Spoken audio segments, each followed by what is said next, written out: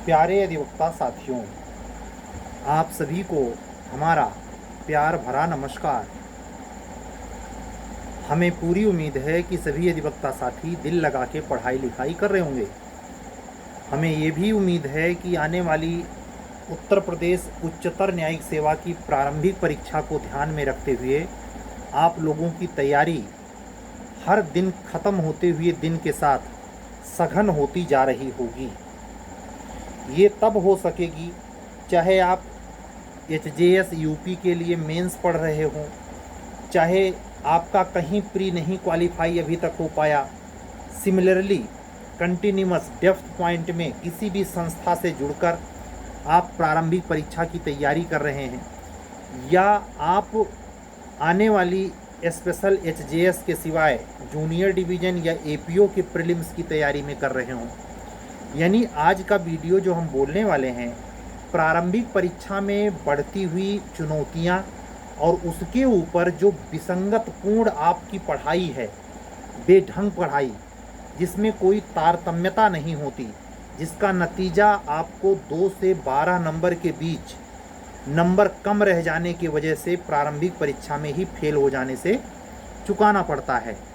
इससे कैसे निपटें और कैसे इन परिस्थितियों में जो उहापोह भरी होती हैं, जिसमें ये तय नहीं हो पा रहा है कब तक फ्री हो पाएगा, ये सब जो सूचना संदर्भित बातें आपके अध्ययन से जुड़ती हैं, उससे कैसे आप पार पाएँ। आज का वीडियो इसी पर डेडिकेटेड है। आप लोग पूरा ध्यानपूर्वक टोटल बातें, चाहे अधिवक्ता बंधु हों या बहनें, ध्यान से सुने। अगर आप कई दफ़े प्रीलिम्स दिए हैं और प्रीलिम्स में ही चुनौती आ रही है, ऐसा भी हो सकता है कि आपने मुख्य परीक्षा की तैयारी पहले ही कर डाली है, बढ़िया नोट्स बना लिए हैं, और ऐसे नोट्स जो प्रक्रिया विधि से जुड़े हैं वह भी आपके बहुत बढ़िया तैयार हैं, लेकिन फिर भी ऐसा क्यों होता है कि आप प्रारंभिक परीक्षा में कुछ नंबरों से दुर्भाग्य से आपका प्रीलिम्स नहीं होता है। उसकी सबसे बड़ी कमी ये है, जो जहां पेपर में जीएस की भूमिका पैरेलल है, यानी अगर उसकी भूमिका 25% से 65% तक है, ऐसा कई स्टेट में है, आप समझिए 25% भूमिका एचजेएस झारखंड जुडिशरी में जैसे स्टेट में है। झारखंड जुडिशरी में जो 100 नंबर पूछता है उसमें 25 नंबर इंग्लिश और जीएस, एक प्रकार से करंट अपडेट क्वेश्चन वो पूछ लेता है। ठीक वही कंडीशन हमारे यहाँ यूपी एचजेएस में अभी तक चल रही है। जो 100 क्वेश्चन पूछता है उसमें वो 15 से 25 क्वेश्चन अंग्रेजी और जीएस के नाम पर पूछता है। फिलहाल इसका अपवाद 2020 एचजेएस है, जहां 18 क्वेश्चन अंग्रेजी लैंग्वेज से पूछे गए, जो कि अनुचित था। वो अंधेर गर्दी थी, वो अपने ही बनाए गए नियम को तोड़ देना था। लेकिन वही है जो अपने मन जिस पर कोई बैरिकेटिंग ना हो, कुछ भी करे। कहते नहीं कि सोवर्गिन पावर, संप्रभु शक्ति, उस पर हम 1 मिनट भी बोलना नहीं चाहेंगे। हमारा मुद्दा ये है कि अगर इस तरीके के सीक्वेंस बेस वाले स्टेट की आपकी तैयारी है, यानी झारखंड को ही फोकस, आप झारखंड के वासी हैं या झारखंड स्टेट में ही जुडिशरी चाहते हैं, तब तो आपके जीएस का जो पोर्शन है वो आपको बहुत तनाव नहीं देगा। लेकिन अगर क्वेश्चन 65% के ऊपर की भूमिका में आता है, जैसे यूपी में जुडिशरी में 150 क्वेश्चन आते तो हैं, लेकिन यहाँ सिंगल नंबर के होते हैं और उन पर सिंगल नंबर ही मिलते हैं। इसके पलट जे में लॉ के पेपर में आपको इसके दूने नंबर मिलते हैं सेम क्वेश्चन के हल करने में। यानी अगर एक क्वेश्चन लॉ सही कर देंगे तो आपको 2 नंबर मिलेंगे, उसके पूर्णांक 300 होते हैं। जबकि जे के प्रीलिम्स में जीएस में जो 150 क्वेश्चन आपसे पूछे जाते हैं वो पूरे पेपर के 150 के मुताबिक होते हैं। यानी 450 में 150 नंबर जीएस का है और 300 नंबर, आप ऐसे समझे, 150 का दूना यानी 50%, फिर आधा 400, यानी 100 नंबर, यानी लगभग वही 65% में कह रहा हूँ। 65% के ऊपर की ला की तैयारी के अकॉर्डिंग जो 25 से 55% तक, सॉरी 35% तक जिसमें जीएस घुस जाती है, जैसे कि यूपी में है, बिहार में और लोडेड है, क्योंकि वहाँ जो जीएस और ला के नंबर होते हैं वो इक्वल होते हैं। वहाँ जो जीएस का पेपर होता है और ला का पेपर, उसमें बराबर नंबर मिलते हैं। यानी सबसे ज़्यादा जीएस की भूमिका अगर देखी जाए तो बिहार स्टेट के जुडिशरी में जूनियर डिवीज़न में है, जबकि एचजेएस में जो भी वहाँ एग्ज़ाम संपन्न हुआ 5 से 10 क्वेश्चन या 15 क्वेश्चन 100 में वो पूछते हैं। तो ऐसे एक सीरियस सोचते हैं, अगर 15% से 25% के जीएस वाली भूमिका को लेकर बात करें तो झारखंड, बिहार और यूपी एचजेएस आएगी। और अगर जूनियर डिवीज़न को लेकर बात करें यूपी और बिहार, साथ ही उत्तराखंड भी एक स्टेट है जहां एपीओ में भी अच्छा खासा जीएस प्री में पूछता है, और जूनियर डिवीज़न में एक 100 नंबर का पेपर आता है और उसमें 50 नंबर रहता है। हालांकि उसके जीएस का झुकाव जो होता है बिल्कुल लीगली होता है, यानी जो संविधान से भी क्वेश्चन पूछेगा, इंटरनेशनल लॉ से भी क्वेश्चन पूछेगा, करंट अफेयर से भी क्वेश्चन पूछेगा, वो वही पूछेगा जो विधिक न्यूज हो, इंटरनेशनल स्तर पे कानूनी क्षेत्र में क्या घटा है। तो सबसे बेहतर तो मैं मानता हूँ उत्तराखंड के जीएस का पैटर्न, लेकिन वो भी सवाल गलत होते हैं। एपीओ में जो सवाल पूछे जाते हैं, जिसमें 2 पेपर वहाँ हुआ करता है, जो कि वैकेंसी आने वाली है, वहाँ भी जीएस के पेपर में एक देखने को मिलता है कि स्टेट लेवल के क्वेश्चन में डिस्ट्रिक्ट वाइज क्वेश्चन आपसे पूछे जाते हैं। स्टेट लेवल के क्वेश्चन 2 से 3 यूपी एचजेएस प्री में भी पूछे जाने लगे हैं। जब से क्षेत्रवाद हावी हुआ है, लड़के खुद मांग करने लगे हैं कि हमारे स्टेट में अनदर स्टेट के बच्चों का चयन नहीं हो। वहाँ स्टेट गवर्नमेंट्स इस बात के लिए विवश हुई हैं कि जीएस के प्रश्न पत्र में अपने स्टेट के क्राइटेरिया के क्वेश्चन ज़्यादा रखे जाएं। इसीलिए उत्तर प्रदेश पीसीएस हो, राजस्थान पीसीएस हो या स्टेट कोई पीसीएस हो, वहाँ उसका जो लिटरल लैंग्वेज है होम का स्टेट का, वो आना चाहिए। और साथ ही उस स्टेट के बारे में भौगोलिक, कृषि, वैज्ञानिक जितनी उपलब्धियां उसकी हैं, क्षेत्र में प्रगति है, अच्छी जानकारी होनी चाहिए। यानी जीएस के स्तर पर उस स्टेट विशेष की अच्छी तैयारी होनी चाहिए। तो अगर जूनियर डिवीज़न में भी देखें तो उत्तर प्रदेश का जो कोर्स है, स्टेट लेवल के स्पेशल क्वेश्चन वो मात्र यहाँ सिमट जाते हैं। इक्का दुक्का अपवाद तौर तो पूछा ही जा सकता है, लेकिन आप उसको करंट में गिन लेंगे। आप उसको ऐसा भी कर सकते हैं कि अगर उत्तर प्रदेश में स्पेशली कोई स्पेशल कानून पे सवाल पूछ लिया करंट के नाम पर, तो आप उसे काउंट ये नहीं करेंगे कि वो उत्तर प्रदेश स्पेशल है, बल्कि उसको करंट में काउंट कर लेंगे। अब ये बात अलग है, लेकिन है वो यूपी स्पेशल। जैसे अभी योगी जी ने अवयस्क बच्चे या बच्ची के साथ अगर कोई व्यक्ति लव जिहाद के प्रकरण में पकड़ा जाता है और दोष सिद्ध पाया जाएगा तो उसे आजीवन कारावास होगा। ये मात्र करंट का विषय नहीं है, ये उत्तर प्रदेश स्पेशल का है। ये लव जिहाद संबंधित जो कानून धर्म के आधार पर अवयस्कता से संदर्भित निर्मित है, ये केवल यूपी का है। तो करंट तो है, लेकिन साथ साथ यूपी स्पेशल भी है।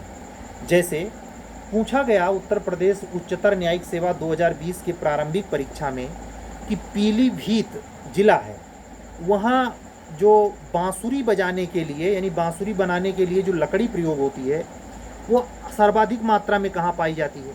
अब ये कैसा क्वेश्चन है कि अगर आप उत्तर प्रदेश का पीसीएस बराबर दे रहे हों और इतनी मोटी किताब उत्तर प्रदेश स्पेशल पे पढ़े हों, तो संजोग ऐसा हो सकता है कि आपके ध्यान से ये ना आए।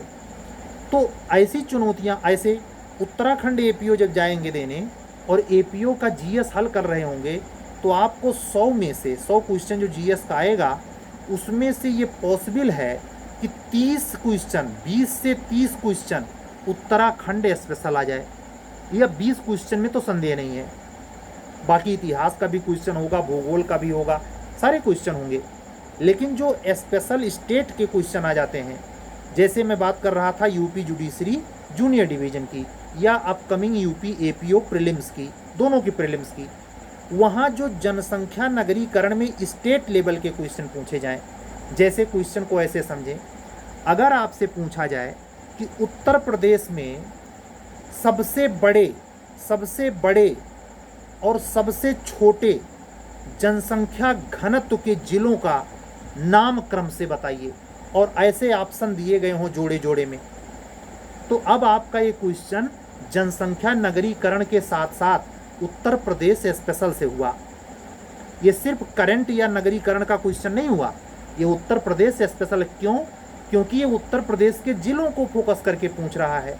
यही सवाल जीएस के नाम पर जनसंख्या नगरीकरण के परिप्रेक्ष्य में भूगोल के परिदृश्य में कैसे पूछा जा सकता है कि भारत में वो स्टेट बताइए जहां सर्वाधिक घनत्व वाला स्टेट है और सबसे कम घनत्व वाला, जनसंख्या घनत्व वाला स्टेट बताइए। अब यहाँ सवाल स्टेट लेवल पर सेंट्रल हो गया, तो सवाल वही, लेकिन उसकी प्रकृति के बदलने से, उसका जुरिडिक्शन एरिया बदलने से उसके उत्तर भी बदल जाएंगे और उसका आस्पेक्ट भी बदल जाएगा। ये इतनी बारीकियां हैं, जैसे आप नए कानून पढ़ते हैं। मान लीजिए आप पास को पहली बार पढ़ रहे हैं, SC ST पहली बार पढ़ रहे हैं, या धर्म में ज़बरदस्ती धर्म परिवर्तन करके शादी के संदर्भ में कोई योगी जी का कानून पढ़ रहे हैं, और उसके परिप्रेक्ष्य में आप चीज़ों को पहली बार एक बार नए नए रूप से देखे हैं। क्या आप इतने परिपक्व 1-2 बार में हो जाते हैं कि उसके सारे सेक्शन, सारे प्रोविज़न आपके दिमाग में आ जाएं? नहीं ना। यानी आप ये ध्यान रखें, जो भी पतला मोटा नया एक्ट आप पढ़ते हैं, आप उतना कभी नहीं पढ़ते जितना आप एविडेंस पढ़ चुके हैं, जितना आपके सेमेस्टर में जो पेपर हुआ करते थे उनको पढ़ चुके हैं। और अगर आप उत्तर प्रदेश के युवा हैं, अधिवक्ता बंधु बहन हैं, तो आप वो 7 पेपर ज़्यादा पढ़ जाते हैं जो उत्तर प्रदेश की जुडिशरी में प्रीलिम्स में हैं। इस बार के सिलेबस में ये तो पक्का ही है कि 3 नए एक्ट आएंगे, लेकिन क्या और छोटे छोटे एक्ट HJS की तरह जुड़ जाएंगे? तो ये भी एक चुनौती के तौर पर है, ये वक्त बता देगा। अगर ऐसा कुछ होता है तो जैसे पिछले बैच में हमने जो 9 एक्ट जोड़े गए उस पर हमने क्लास प्रोवाइड कराई थी, अगर वो क्लास संजोग से वो सब्जेक्ट वो जुड़ते हैं जो उत्तर प्रदेश के उच्चतर न्यायिक सेवा में जोड़े जा चुके हैं, सेम वही पेपर जुड़ते हैं, और इत्तेफाक से मैं इस समय वो पढ़ा रहा हूँ, पढ़ा चुका होऊंगा, तो आपके लिए सुविधा होगी। आपको केवल व्हाट्सअप करना होगा कि सर मुझे उस पेड ग्रुप क्लास से जोड़ दीजिए, या मुझे वो क्लास चाहिए। ऐसे में इतनी चुनौतियों के बीच में आपको ये चीज़ तो समझ आ गई होगी कि अगर आप कई स्टेट बगैर किसी कारण के कूद कर जा रहे हैं, तो हर जगह के स्टेट के GS में उस स्टेट का स्पेशल पढ़ने, और पूरे समग्र जो हर स्टेट में कॉमन ज्योग्राफी, हिस्ट्री, विज्ञान, राजनैतिक इतिहास, राज्य व्यवस्था, करंट अफेयर्स पूछा जा रहा है, उसके साथ पढ़ना पड़ता है। साथ ही अगर लॉ के फील्ड में जुडिशरी में जाते हैं तो वहाँ का स्टेट रेवेन्यू एक्ट पढ़ना पड़ता है, रेंट कंट्रोल पढ़ना पड़ता है। तो ये सब अतिरिक्त जिम्मेवारियाँ होने की वजह से और प्रारंभिक रूप से तैयारी परिपक्व न होने की वजह से, सेमेस्टर में बिल्कुल सतही नॉलेज होने की वजह से आपका नतीजा जानते हैं क्या होता है? आप इधर भी हाथ पाँव उधर भी हाथ पाँव, आपका GS ठोस नहीं हो पाता। लाख तो कमज़ोर रहती ही रहती है, GS बेहद कमज़ोर होता है। उसको दृष्टांत से समझा देता हूँ। ऐसा हो सकता है कोई लड़का 300 जो लॉ का क्वेश्चन यानी 150 पे 2 नंबर का सवाल होता है, ऐसा हो सकता है कि केवल लॉ में वो 100 सवाल सही कर ले जाए, यानी 200 नंबर ले आए, लेकिन वही लड़का 150 क्वेश्चन जो 1-1 नंबर का ही होता है, वो 2 नंबर का नहीं होता, उस 150 में 100 कौन कहे, 50 कौन कहे, 40 नंबर लाने में चुनौती है। आप अंदाज़ा लगाइए कि 110 क्वेश्चन गलत करना पड़ रहा है या छोड़ देना पड़ रहा है। ये इतना बड़ा बियॉन्ड, ये कहते हैं ब्लैक होल है, जिसमें सब कुछ समा जाए, सारे तारे जाकर के मृत हो जाएं, आपके ज़िंदगी के सितारे। तो इस पर आप ये खाली समय में हर दिन, जैसे HJS के जो वैसे टाइप के लोग हैं, क्या शब्द बोलूं, मतलब उनका स्तर नहीं है, वो लगातार इस बात के लिए परेशान है कि किस दिन होगा प्री। ऐसे आप वाली कैटेगरी में ये परेशान है कब आएगी वैकेंसी, वो पीछे का हस्त्र देखकर ये भी नहीं सीखते कि इतने साल से हम तैयारी कर रहे हैं, हमारा प्री नहीं निकल पाया। वो इसका मूल्यांकन करने का उनके पास कोई आधार सूत्र भी नहीं होता कि जीएस अथवा लॉ में किस जोन की कमी है, और अगर वो कमी पहचान भी गए तो क्या उसको पाट पाए हैं, कुछ महीनों में प्रयास स्पेशल किया है, अगर किया भी है तो क्या पैरामीटर है कि कितनी कमी आई है उस पुराने अल्पज्ञता में। तो आप पाएंगे इसका कोई पैरामीटर नहीं है। स्क्रॉल रील पे कर रहा है, व्हाट्सअप चला रहा है, इंस्टाग्राम देख रहा है, फेसबुक देख रहा है, लेकिन ये नहीं कर रहा है। हमें पता चलता है, हम अपने व्हाट्सअप स्टेटस पे हज़ारों बच्चे उसको देखते हैं, जैसे ही कुछ डालते हैं मुझे कुछ पेशेवर टाइप के जो 24 घंटे मोबाइल पे हैं वो दिख जाते हैं। देखने में मुझे बुराई नहीं है, देखिए, देखने के लिए ही डालता हूँ, लेकिन ये तो अब साबित होता है कि आप 24 घंटे कहीं मोबाइल पे ही तो नहीं हैं। अगर हैं तो आप ये तय माने कि आप ये जानते हुए कि आप जीएस में कमज़ोर हैं, फलाना ला, कोई कितना भी पढ़ाकू हो, कोई कितना भी याददाश्त क्षमता रखता हो, लेकिन वह लड़का वह लड़की निश्चित तौर पर अगर रिवाइज नहीं कर रहा तो जंग लड़ेगी, और वो झाड़ने पर उसमें से तमाम तरीके के विषाणु कीटाणु निकलेंगे। मतलब हानि के लिए जितने शत्रु हैं आप खुद बैठा लेंगे, चाहे जीएस के स्तर पर चाहे लॉ के स्तर पर। आप गौर फरमाएं तो आपको पता चलेगा कि प्रारंभिक परीक्षा में चाहे हम बिहार को फेस करने जा रहे हों, लोअर अपर एपीओ, चाहे झारखंड, चाहे छत्तीसगढ़, हिमाचल, ये नहीं स्टेट, ये नहीं मीडियम, सबकी प्रॉब्लम यही है कि जहाँ जीएस का रोल अधिक है वहाँ बिल्कुल जीएस के प्रति नील है आदमी। और अगर नील है तो ये होगा, फिर आपसे वो मुरव्वत नहीं बरतेगा। ऐसी उम्मीद मत लगा लेना कि पिछली बार जीएस लॉ जैसे आसान पूछ लिया था इंडेक्स्ड बेस्ड, वैसे अब की बार करंट एक एक लाइन में पूछेगा। नहीं, वो जो कूट बना के सवाल पूछ लेते हैं जिससे आपके मेमोरी की एक्यूरेसी पकड़ में आए, या जिस टॉपिक से वो सवाल बना रहे हैं उस टॉपिक में आपकी डेप्थ नॉलेज वो चेक करना चाहते हैं, उसके चेक करने का आधार होता है कूट आधारित सवाल। हालांकि ऐसे सवाल बिहार, झारखंड और उत्तराखंड में नहीं बनते, लेकिन उत्तर प्रदेश ने बिल्कुल यूपीएससी की नकल की है।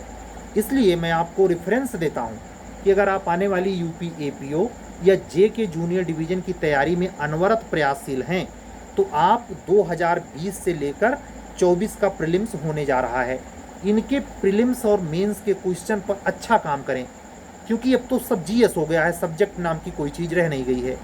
वो जीएस आपको हर तरीके से, जो आपके अपकमिंग एपीओ है, जो अपकमिंग जे है, उसमें आपका दिमाग खोलेगी और आपको यह भी बताएगी कि आप कितना कम जानते हैं। इतना कम जानते हुए एचजेएस के, मेंस के, जीएस के उस समय के पेपर में जब 100 नंबर का हुआ करता था, इस बार तो वो 50 नंबर में समेट दिया गया है। 50 नंबर में हिंदी इंग्लिश लैंग्वेज रखी गई है। तो अब की बार थोड़ा सा एचजेएस लेवल पर जीएस की भूमिका गौड़ कर दी गई है, उतनी नहीं है जितनी हुआ करती थी। कितने लोग क्वालिफाई करेंगे वक्त बताएगा, लेकिन जीएस का जो 100 में इसके बजाय 50 नंबर में पूछे जाने की वर्तमान इलाहाबाद उच्च न्यायालय की योजना है, वो भी कम गुणकारी नहीं है, कम डेफिसिएट या कम डिफरेंस क्रिएट करने वाली ना हो ऐसी नहीं है, बिल्कुल है। यानी आप उस 50 नंबर यूपीएचजेएस के लिए मेंस में पाने की जुगत आज से ही करें, प्रयास आज से ही करें। अगर आप प्री निकालने के बाद प्रयास करेंगे तो शायद आप कमतर रह जाएंगे उनके जो ऑलरेडी प्रयास कर रहे हैं, जो उतना नंबर 50 कम होने के बावजूद भी सीरियसली जीएस पढ़ते हैं। तो आप इस पर काम करें, अन्यथा आपका फिर वही रिपीटेशन होगा और प्रीलिम्स नहीं हो पाएगा। ये वीडियो में जो बातें हमने आपको चक्करघन्नी जैसे घुमा के छत्तीसगढ़, उत्तराखंड, झारखंड, बिहार, उत्तर प्रदेश को, मध्य प्रदेश, राजस्थान को मिलाकर बोली, जिससे आपका दिमाग इस बात के लिए भी राजी हो पाए कि क्या मुझे इतने कम नॉलेज पर हर स्टेट में जंप लगानी चाहिए, उस स्टेट में जाकर के अपने आप को और बाकी को मूर्ख और अपने आप को बुद्धिमान मानते हुए समय खपाना चाहिए। तो आप इस पर अंतिम निष्कर्ष पे अब पहुंच सकते हैं। अगर फिर भी कोई बाधा है या फिर भी कोई अड़चन है तो हमारे व्हाट्सएप नंबर पे आप मैसेज तो कर सकते हैं, लेकिन आप इस बात की उम्मीद मत पाल लिया करें कि आप उधर से फ़ोन मिला रहे या उधर से मैसेज कर रहे और इधर हम बैठे हुए हैं आपका ही फ्री में सेवा करने के लिए। नहीं, हमारे पास जब भी 1 2 3 4 हफ्ते भर में कभी मौका लगेगा, निगाह पड़ेगी, तो हम आपकी क्वेरी कर देंगे। अन्यथा ये जो वीडियो में हम बातें कह रहे हैं ये गपोड़ नहीं है, इसी में से सीखने समझने लायक हैं। अगर आपने इस पर अनुभव को जो मेरे निस्बत मेरे माध्यम से परमात्मा निकलवा रहा है अमल करने पे आते हैं, सीरियसली गंभीरता से इसे सुनते हैं, समझते हैं और अपने द्वारा की जा रही गलतियों को चिन्हित करके दोबारा ना करने की सौगंध लेते हैं, यकीन माने जो भी वैकेंसी आपके सामने होगी वो फोड़ देंगे और आपके रैंक बहुत अच्छे आएंगे।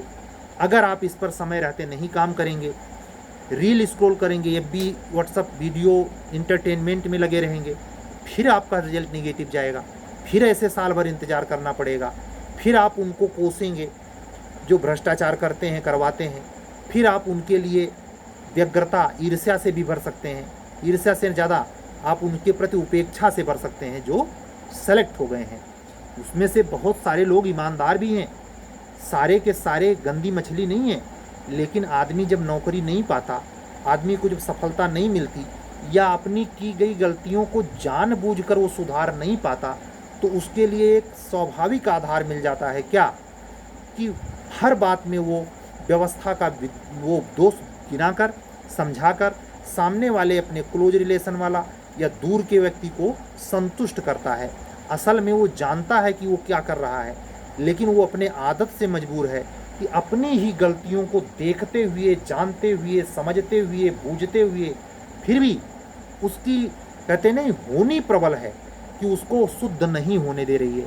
अगर ये लबादे में आप हैं, ऐसी ऊर्जा आपको घेरे हुए है कि आप कंट्रोल में ही नहीं हैं, तब तो फिर ये साक्षात नारायण उतर के अपनी शंख चुआ दें तो भी उद्धार नहीं होने वाला। तब आप फिर ऐसे जी लें, मैं उस पर टिप्पणी नहीं करूँगा, लेकिन ये बहुत रेयर होता है।